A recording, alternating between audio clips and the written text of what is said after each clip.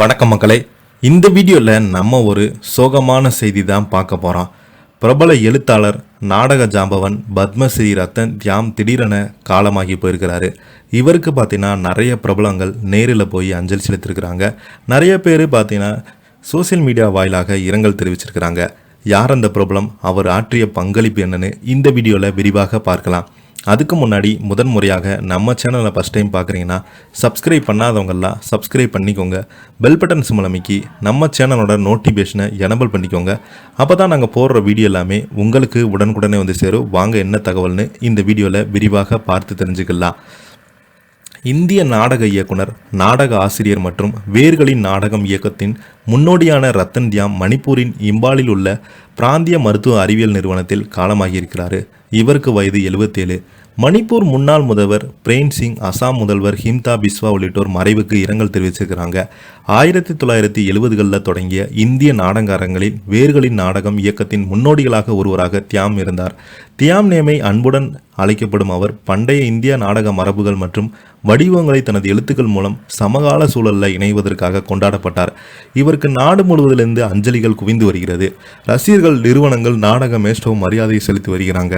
Aditya academy தனது அதிகாரப்பூர்வ X பக்கத்தின் மூலம் மிகவும் புகழ்பெற்ற நாடக ஆசிரியர், இயக்குனர், எழுத்தாளர், அறிஞர், தியேட்டர் ஆஃப் ரூட்ஸ் முன்னணி ஆளுமை மற்றும் கோரஸ் டெம்பரரி தியேட்டரின் நிறுவனர் ஸ்ரீ ரத்தன் தியாம் காலமானார் என்பதை அறிந்து வருத்தமாக இருக்கிறது.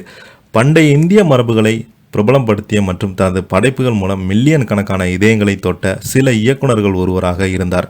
அவரது நாடகங்கள் உலகம் முழுவதும் மேடையேற்றப்பட்டு தழுவி கொண்டுள்ளன. இந்திய நாடகம் மற்றும் இலக்கிய வட்டாரங்கள் அவங்க மிஸ் செய்யப்படுகிறாங்க.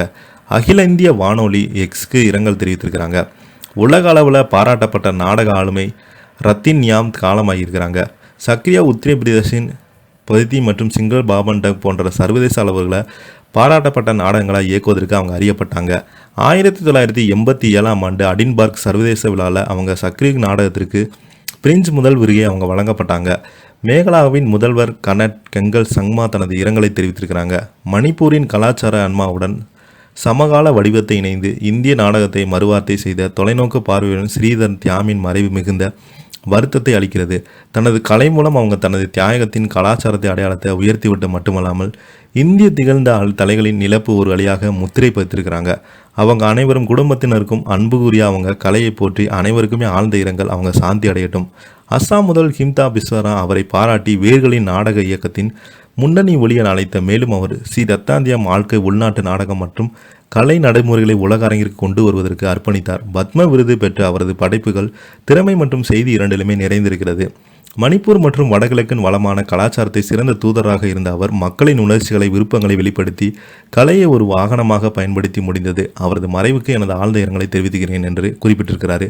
இதை பற்றி நீங்கள் என்ன கீழே உள்ள கமெண்ட் பாக்ஸில் மறக்காமல் பதிவிடுங்க. இந்த வீடியோ பிடிச்சிருந்தால் லைக் பண்ணுங்கள், ஷேர் பண்ணுங்கள். நன்றி, வணக்கம்.